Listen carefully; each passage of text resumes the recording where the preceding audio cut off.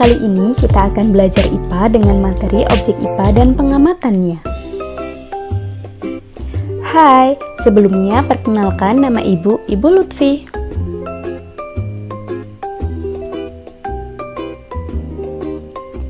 Yang pertama akan kita pelajari adalah objek ilmu pengetahuan alam. Kalian sudah tahu apa saja yang dipelajari dalam IPA? Ya benar, jadi yang kita pelajari dalam IPA adalah segala benda yang ada di alam berikut dengan interaksinya. Contohnya apa saja? Contohnya, misalkan interaksi antara air dengan makhluk hidup atau interaksi antara tumbuhan dengan udara yang ada di atmosfer.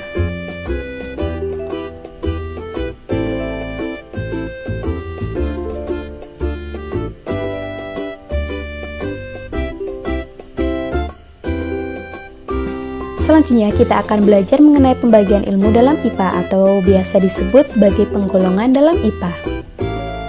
Yang pertama adalah fisika. Fisika mempelajari tentang unsur-unsur penyusun alam dan gaya yang bekerja di dalamnya. Selanjutnya ada ilmu kimia. Ilmu kimia mempelajari mengenai penyusunan dan perubahan zat-zat. Lalu ada juga ilmu biologi. Ilmu biologi mempelajari mengenai makhluk hidup.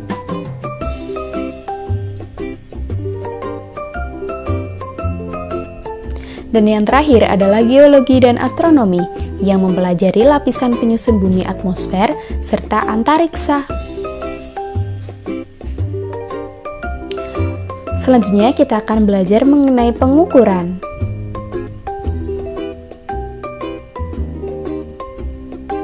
Pengukuran adalah kegiatan membandingkan suatu besaran yang diukur dengan alat ukur yang dipakai sebagai satuan. Besaran.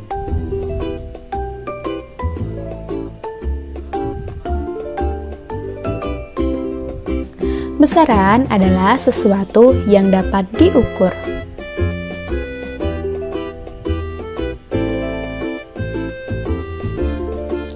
Satuan.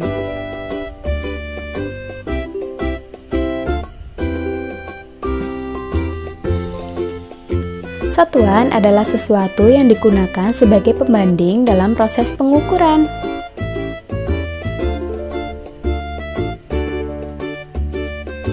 Nah, kalian harus bisa membedakan antara besaran dan satuan ya. Kalau begitu kita harus tahu juga apa saja sih alat-alat yang digunakan untuk mengukur dalam proses pengukuran dan apa saja besaran-besaran dan satuan-satuan yang akan kita pelajari dalam ilmu pengetahuan alam. Nah, kita akan belajar mengenai besaran dan satuan. Di sini kita akan membahas tentang besaran dan satuan pokok.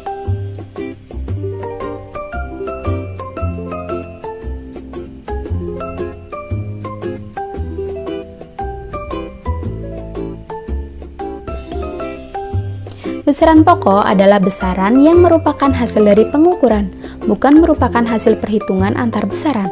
Contohnya misalkan, panjang itu kita peroleh dengan cara mengukur dengan alat ukur, bukan merupakan hasil dari perkalian atau pembagian antar besaran. Jadi ada 7 besaran pokok: panjang, massa, waktu, kuat arus listrik, suhu, intensitas cahaya, dan jumlah zat seperti yang tampak di tabel. Kalian bisa lihat dan perhatikan baik-baik ya.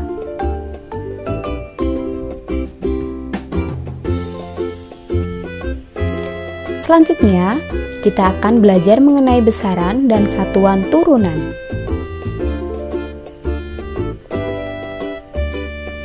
Kalau besaran turunan adalah besaran yang merupakan hasil operasi dari besaran dengan besaran, besaran pokok dengan besaran pokok lainnya. Contohnya ya, yang nomor 1 itu adalah luas. Luas adalah hasil dari operasi perkalian antara panjang kali lebar, di mana lebar dan panjang itu sama-sama satuannya meter. Panjang dikali lebar, meter dikali meter, maka satuannya adalah meter persegi. Nah, kalian bisa lihat dan perhatikan baik-baik besaran turunan yang ada di tabel dari nomor 1 sampai 10 ya. Selanjutnya, kita akan belajar alat-alat ukur apa saja yang biasanya digunakan dalam proses pengukuran pada ilmu pengetahuan alam.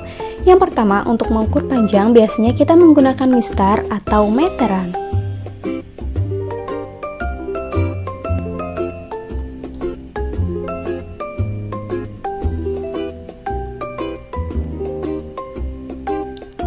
Atau ada juga yang namanya jangka sorong. Jadi, mistar, meteran, jangka sorong itu adalah alat ukur yang biasanya digunakan oleh para peneliti atau ilmuwan untuk mengukur panjang.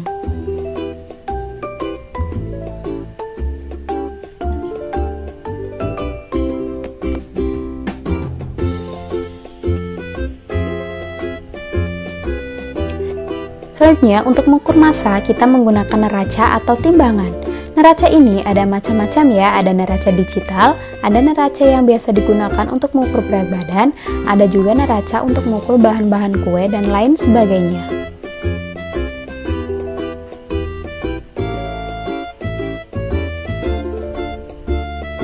Selanjutnya, ada juga alat ukur yang biasa digunakan untuk mengukur waktu. Alat ini sering digunakan oleh guru-guru olahraga untuk menghitung kecepatan dalam lari jarak pendek.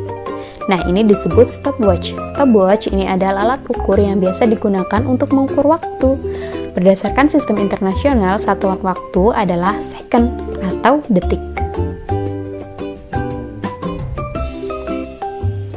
Selanjutnya, alat ukur untuk mengukur suhu atau temperatur. Ini biasanya banyak digunakan oleh dokter atau perawat untuk mengukur suhu tubuh kita, namanya termometer. Termometer juga ada banyak macamnya, ada yang digunakan untuk mengukur suhu tubuh, suhu ruangan, dan ada pula yang digunakan untuk mengukur cairan atau suhu makanan.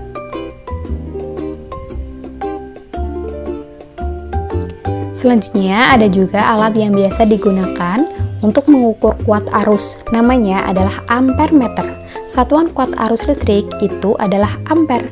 Jadi alat untuk mengukur kuat arus listrik dinamai ampere meter. Ya, ini masih jarang kalian lihat ya, karena biasanya ampere meter ini digunakan untuk para ahli yang menguasai bidang listrik.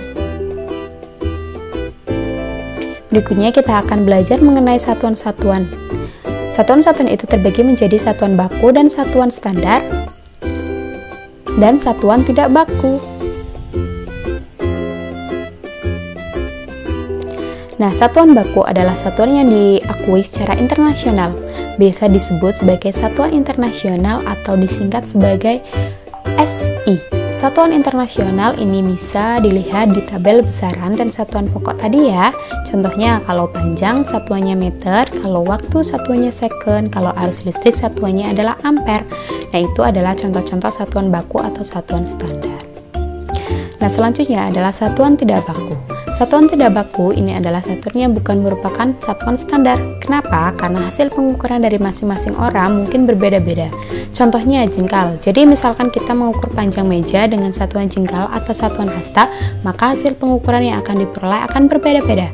Mengapa demikian? Karena jengkal atau hasta setiap orang juga memiliki ukuran yang berbeda pula.